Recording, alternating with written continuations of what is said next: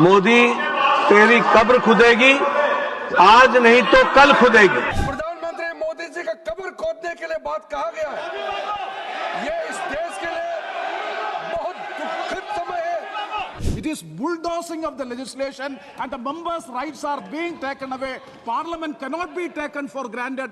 Every day, road is collapsing, bridge is collapsing. People are in a fear complex. सरकारी खजाने से हजारों करोड़ रुपया वोटरों के खाते में जमा करवाना रिश्वत है। तो जैसा आपने देखा, शीतकालीन सत्र के आखिरी हफ्ते का पहला दिन शुरू हुआ बम्पर हंगामे से। मुद्दा था कांग्रेस रैली में दिया गया एक बयान, पीएम मोदी की कब्र खुदेगी, जिस पर सत्ता पक्ष ने कांग्रेस नेताओं से माफी मांगने को कहा। जवाब में हल्ला कटा, काम प्रभावित हुआ, संसद ठप हुई। पर कहानी यही नहीं खत्म होती, काम भी हुआ है। कुछ जरूरी बिल पेश किए गए, उनके बारे में भी आपको बताएंगे। आपसे जुड़ा कोई मुद्दा उठा कि नहीं, ये भी सवाल है, तो इसका भी जवाब आगे आपको मिलेगा। नमस्ते, मैं हूं सौरभ त्रिपाठी और आप देख रहे हैं संसद की बात। शुरुआत लोकसभा से करते हैं, जहां सबसे पहले लौह पुरुष सरदार वल्लभ भाई पटेल को उनकी पुण्यतिथि पर नमन किया गया। इसके बाद हुई कार्यवाही की शुरुआत। संसदीय मामलों के मंत्री किरण रिजिजू खड़े हुए, कहा कि हम लोग यहां भले एक दूसरे के विरोधी हैं मगर दुश्मन नहीं हैं। लेकिन बीते दिन कांग्रेस की रैली में पीएम मोदी की कब्र खोदने की बात कही गई। कांग्रेस के तमाम लोग वहां मौजूद थे। रिजिजू ने जैसे ही ये बोला, हंगामा शुरू हो गया, इतना ज्यादा कि सदन स्थगित करना पड़ा। देखिए, कल कांग्रेस के रैली में प्रधानमंत्री मोदी जी का कब्र खोदने के लिए बात कहा गया है। ये इस देश के लिए बहुत दुखद समय है कि कांग्रेस पार्टी ऐसा।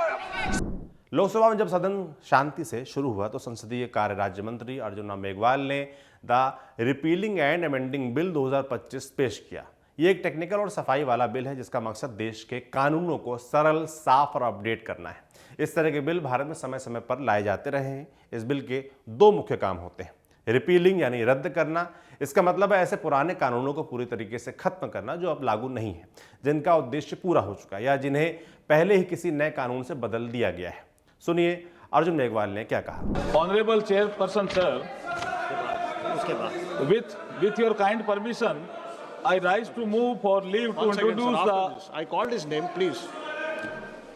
Honorable Chairperson, sir, with your kind permission, I rise to move for leave to introduce the repealing and amending Bill 2025, which provides for repealing of certain enactments and to amend certain other enactments. इस bill के जवाब में N K Premachandran ने कहा कि सरकार जबरदस्ती ये बिल ला रही है और विपक्ष को समय नहीं दिया जा रहा कि वो बिल पर अपनी बात रख सके। सुनिए।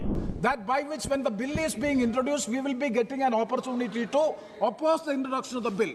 Today afternoon, just half an hour before, supplementary list of businesses put in the website. So how the members are getting an opportunity to oppose the introduction of the bill without going into the contents of the bill, number one, and also the list is not being circulated, agenda is not being circulated. So my point is that in all these bills, it is not fair on the part of the government in bringing such type of bills and getting it introduced. It is bulldozing of the legislation and the members' rights are being taken away. Parliament cannot be taken for granted. Why the government can very well introduce the bill tomorrow. We are ready to oppose and we can very well state the reasons because the शिक्षा मंत्री धर्मेंद्र प्रधान ने इसके बाद विकसित भारत शिक्षा अधिक्षण bill संसद में पेश किया। इस बिल के बारे में भी थोड़ा आपको बता देते हैं। इस बिल के जरिए university grants commission UGC, all India council for technical education AICTE और national council for teacher education NCTE को एक सिंगल बॉडी में तब्दील कर दिया जाएगा। बिल का नाम पहले higher education commission of India HECI bill था, जिसे अब विकसित भारत शिक्षा अधिक्षण बिल नाम दिया गया है। इस बिल के माध्यम से जो सिंगल हायर एजुकेशन रेगुलेटर तैयार हो रहा है, उसके मुख्यतः 3 काम होंगे: रेगुलेशन, एक्रेडिटेशन और प्रोफेशनल स्टैंडर्ड को तय करना। अब सुनिए शिक्षा मंत्री ने क्या कहा। माननीय मंत्री जी श्री धर्मेंद्र प्रधान जी। Chairman sir, with your kind permission, I rise to move for the leave to introduce a bill to enable and empower the universities and other higher education institutions to achieve excellence in teaching, learning, research and innovation through coordination and determination of standards in institutions for higher education, research and scientific and technical institutions, and for that purpose to constitute a Vikasit Bharat Shiksha Adhishtan to facilitate universities and other higher educational institutions to become independent, self-governing institutions and to promote excellence through a robust and transparent system of accreditation and autonomy. And for matters of connected, एक और bill Lok Sabha में अर्थ, science and take के राज्य मंत्री जितेंद्र सिंह ने पेश किया। इसका नाम है sustainable harnessing and advancement of nuclear energy for transforming India bill 2025। ये बिल भारत में न्यूक्लियर एनर्जी को भारत के विकास और क्लीन एनर्जी टारगेट से जोड़ने वाला बिल है। इसका उद्देश्य बिजली उत्पादन करना, कार्बन एमिशन में कमी लाना और अपने ही देश में एनर्जी प्रोडक्शन का काम करने का है। सुनिए। With your kind permission, I rise to move for leave to introduce the Sustainable Harnessing and Advancement of Nuclear Energy for Transforming India Bill 2025. Thank you, Speaker sir. इसके अलावा लोकसभा में supplementary demands for grants batch 1 पर भी चर्चा हुई। ये क्या बला है आप कहेंगे? तो जब सरकार साल की शुरुआत में यूनियन बजट पेश करती है, उसमें हर मंत्रालय के लिए तय रकम मंजूर होती है, लेकिन पूरे साल के दौरान अगर किसी मंत्रालय को ज़्यादा पैसे की ज़रूरत पड़ जाए या कोई नई योजना खर्च 20 साल में आ जाए या कोई आपात स्थिति जैसे कि आपदा, सुरक्षा, राहत आदि बन जाए तो सरकार सप्लीमेंट्री डिमांड्स फॉर ग्रांट्स जारी करती है। इन्हीं सप्लीमेंट्री डिमांड्स के जरिए देश की खराब अर्थव्यवस्था पर सवाल खड़े करते हुए कांग्रेस नेता केसी वेणुगोपाल ने क्या कहा, वो भी सुनिए। Sir, I am very much speaking on the issue of national levy where the finance is demanding amount from parliament. The finance ministry is demanding to the parliament that this much amount has to be given to national levy department as a supplementary demands for grants. That's why I am speaking about that. This is one of the major issue Kerala is concerning, sir. Every day road is collapsing, bridge is collapsing, people are in a fear complex. Sir, people are dying, sir. Sir, if you are not discussing in the parliament, where it has to be discussed, sir? If you are not discussing in the supplementary demands for grants, where it has to discuss? Sir, my point is that this corruption, sir, I talk about the Adiyur Vengalam, sir, 45 crore per kilometer. You see Talapadi to Changala, there are only 43.7. There were 7 major bridges and 17 grade separators are there. This road is very plain. There are 17 bridges are there. There are only 43 crores. Kappirikadu to Talikulam, similar geography, cost only 35.1 crore. Sir, this is a clearly loot, legalized loot, sir. This is a legalized loot, sir. Sir, we have to discuss that every day. सरकार की ओर supplementary demands पर समस्तीपुर से लोजपा सांसद शांभवी सिंह ने जो कहा, वो भी सुनिए। सप्लीमेंट्री डिमांड फॉर ग्रांट 2025-26 की बात करें तो इसमें लगभग जो पहला बैच रखा गया उसमें 1,32,268 करोड़ रुपए के अतिरिक्त व्यय की अनुमति मांगी गई है। विपक्ष के नेता जो हैं वो बार बार पूछ रहे थे कि सप्लीमेंट्री डिमांड फॉर ग्रांट की क्या आवश्यकता है, बजट तो पेश हुआ था, पर मुझे गर्व होता है ये बोलते हुए कि हमारा लोकतंत्र एक जीवंत लोकतंत्र है और हमारी सरकार एक गतिशील सरकार है जो ना कभी रुकती है और ना ही विकास कार्यों से कभी पीछे हटती है। मुझे गर्व होता है ये बताते हुए कि ये पैसा कहाँ जा रहा है। ये पैसा सारा, ये जितना भी सारा पैसा है वो गरीब, किसान, महिला, युवा, दलित, वंचित, शोषित वर्ग के लिए जा रहा है और उस विकास कार्य के लिए निकाला जा रहा है। ये जो आवंटित राशि है वो पेट्रोलियम और प्राकृतिक गैस मंत्रालय के तहत एलपीजी सब्सिडी की भरपाई के लिए जा रहा है, जिसके लिए लगभग 12,500 करोड़ की भारी राशि दी गई है। गरीबों के गैस कनेक्शन, एलपीजी कनेक्शन के लिए प्रोग्राम कंपोनेंट के तहत 3,178 करोड़ की राशि आवंटित की गई है।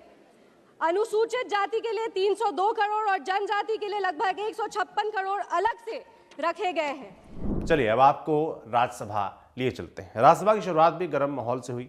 यहां भी कांग्रेस रैली और पीएम मोदी की कब्र वाली बात पर जेपी नड्डा गुस्से में दिखे। नड्डा के बयान पर सदन इस कदर भड़का कि राज्यसभा स्थगित करनी पड़ी। देखिए। मोदी, तेरी कब्र खुदेगी, आज नहीं तो कल खुदेगी। ये इस तरीके के नारे की बात रिकॉर्ड पे जा रही है, प्लीज। ये तरीके के नारे कांग्रेस पार्टी के सोच और मानसिकता को दर्शाता है। ये नामदारों के झंझलाहट को स्पष्ट इंगित करता है। और साथ में इस तरीके की बात कहना एक प्रधानमंत्री जी के खिलाफ और मृत्यु की कामना करना, यह अपने आप में बहुत ही निंदनीय है। इसके लिए हमारे नेता प्रतिपक्ष और कांग्रेस पार्टी के नेता यहां बैठी हैं, आदरणीय सोनिया गांधी जी, इनको देश से माफी मांगनी चाहिए और देश से माफी मांगनी चाहिए। और ये नामदारों की झंझाट है, इसको समझना चाहिए। और मैं ये भी कहना चाहूंगा कि राजनीति का स्तर कांग्रेस पार्टी ने इतना गिरा दिया है,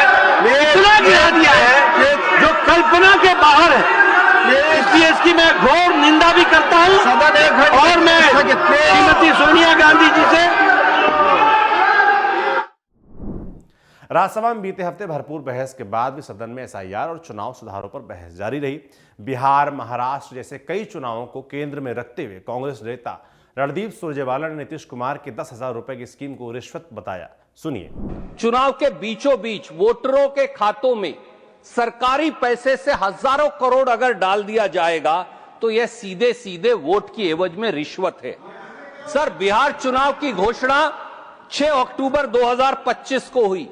2 चरणों में 6 नवंबर और 11 नवंबर को चुनाव होना था। चुनाव से 30 दिन पहले प्रधानमंत्री जी और बिहार के मुख्यमंत्री जी 1,25,00,000 महिलाओं को 1 लाख रुपया देने का वादा करते हैं और चुनाव प्रचार के बीच अक्टूबर और नवंबर महीने में 10-10 हजार उनके खाते के अंदर डाल देते हैं। ऐसे में निष्पक्ष चुनाव कैसे होगा? महाराष्ट्र में अक्टूबर 2024 में चुनाव की घोषणा हुई। उसके ठीक पहले अगस्त 2024 में 2.5 करोड़ महिलाओं के खाते में 1,500 रुपए महीने के हिसाब से डाल दिए गए, जो चुनाव के बीच भी चलते रहे। चुनाव आयोग चुप रहा। सर, चुनाव से 2 महीने, 3 महीने, 30 दिन पहले सरकारी खजाने से हजारों करोड़ रुपया वोटरों के खाते में जमा करवाना रिश्वत है। वोट की एवज में रिश्वत है। सरकार की ओर से दलील पेश करते हुए जदयू नेता संजय झा ने वोट चोरी पर कहा कि अभी वोट चोरी की बात करने वाले लोगों को बता दूं कि साल 2005 में पूरा जनमत चोरी कर लिया जाता था। सुनिए। मैं अभी देख रहा था वोट चोरी कल भी लगातार। मैं एक चुनाव का रेफरेंस जरूर देना चाहता हूं, 2005 फरवरी का। वोट चोरी तो समझ में आता है, आप पूरा जनमत चोरी हो गया। पूरा का पूरा 2005 के चुनाव, फरवरी के चुनाव में 2 चुनाव हुआ था उस साल बिहार में। 2005 फरवरी के चुनाव में हंग असेंबली हुआ। नीतीश कुमार जी के नेतृत्व में कुछ लोगों ने समर्थन दे करके इनको सपोर्ट मिल गया सरकार फॉर्मेशन के लिए। और उस समय की जो सरकार थी, आदरणीय मनमोहन सिंह जी प्रधानमंत्री थे, यूपीए की सरकार थी। और रात में 12 बजे रात में कैबिनेट किया गया और कैबिनेट करके प्रेसिडेंट थे मॉस्को में। रात में फैक्स से मंगाया गया और राष्ट्रपति शासन बिहार में लगा दिया गया। कोई एमएलए ओथ भी नहीं लिया था। सुप्रीम कोर्ट गए, कोई चर्चा नहीं करता है। हम लोग, सुप्रीम कोर्ट का जजमेंट है।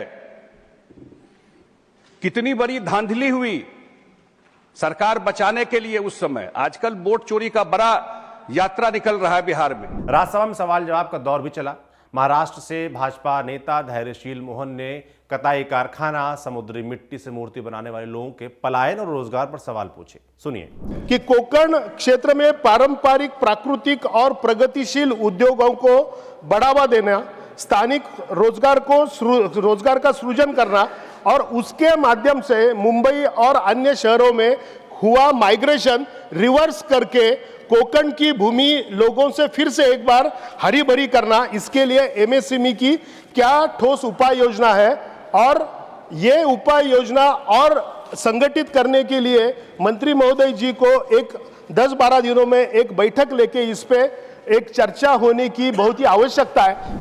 जवाब में एमएसएमई मिनिस्टर जीतन राम मांझी ने क्या कहा, वो भी सुनिए। महाराष्ट्र के बारे में इन्होंने कहा है, तो महाराष्ट्र में जैसे कहा कि अहिल्या नगर है, ओखला है, अमरावती है, बीड है, भंडारा है, बुल्ढाना है, चंद्रपुर है, छत्रपति संभाजी नगर है, धाराशिव है, धुवे है, गढ़चिरौली है, गोंदिया है, हिंगोली है, जलगांव है, जलाना है, कोल्हापुर है, लातूर है, मुंबई उपनगर है, नागपुर है इत्यादि। जो कोंकण क्षेत्र में भी आता है ये सब चीज़, पार्टिकुलर कोंकण का नहीं लेकिन कोंकण का जिला भी इसमें समाहित है हुजूर।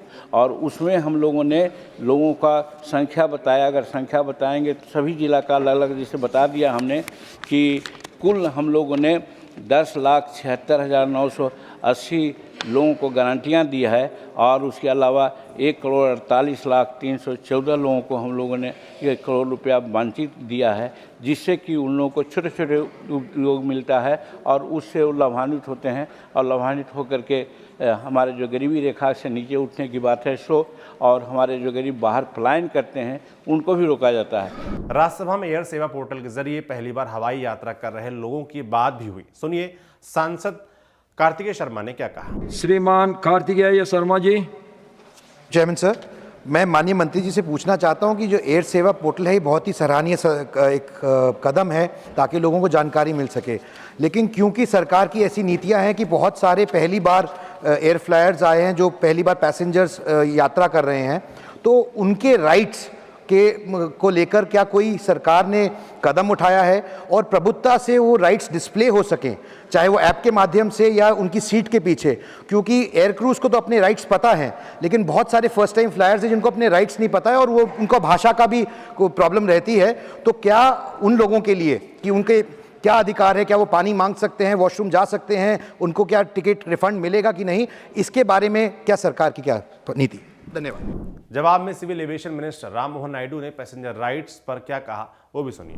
फॉर दिस सेम इनिशिएशन की इसको और पैसेंजर्स के पास हम पहुंचाएं, हमारे मंत्रालय से हमने पैसेंजर चार्टर एक डॉक्यूमेंट अलग से जो पब्लिकली अवेलेबल है इसको भी हमने बनाया है, पैसेंजर चार्टर डॉक्यूमेंट। इसमें क्लियरली ये बहुत ही अच्छा डॉक्यूमेंट है। इस सदन के माध्यम से मैं देश की जनता को भी मैं बताना चाहूँगा जो एयर ट्रैवल से जुड़े हैं, और इसके बनाने का भी एक ही मकसद था कि जो कार है वो जनरली जो टेक्निकल डॉक्यूमेंट के हिसाब से देखा जाता है और पैसेंजर्स उसमें जाते नहीं है, तो ये इसके लिए बना है क्योंकि हमारे देश में काफ़ी फर्स्ट टाइम फ्लायर्स भी है और फर्स्ट टाइम फ्लायर्स में वो एंग्जाइटी, वो नर्वसनेस भी रहता है। तो उनको अगर हम कार्स वो पहले से ही अगर बताएं, उनके राइट्स वो पहले से ही अगर बताएं, तो उनकी जो जर्नी है वो काफ़ी हद तक रिलैक्स्ड हो सकती है।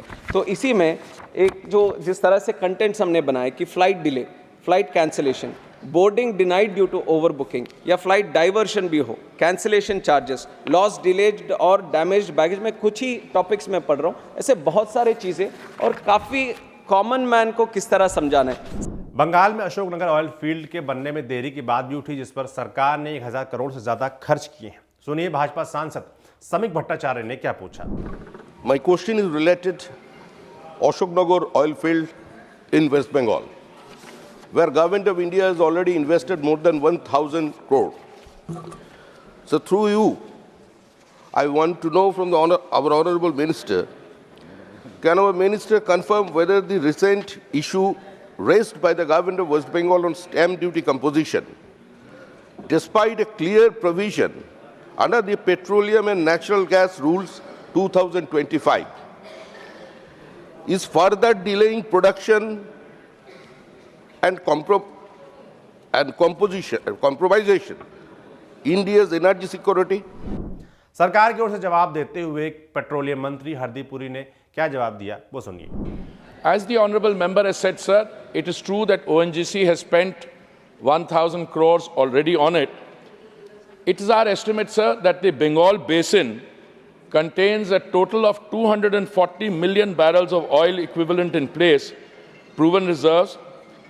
If you go by this figure, at 30% recovery, the cumulative production value can be around 45,000 crores, out of which the state of Bengal would get 4,500 crores.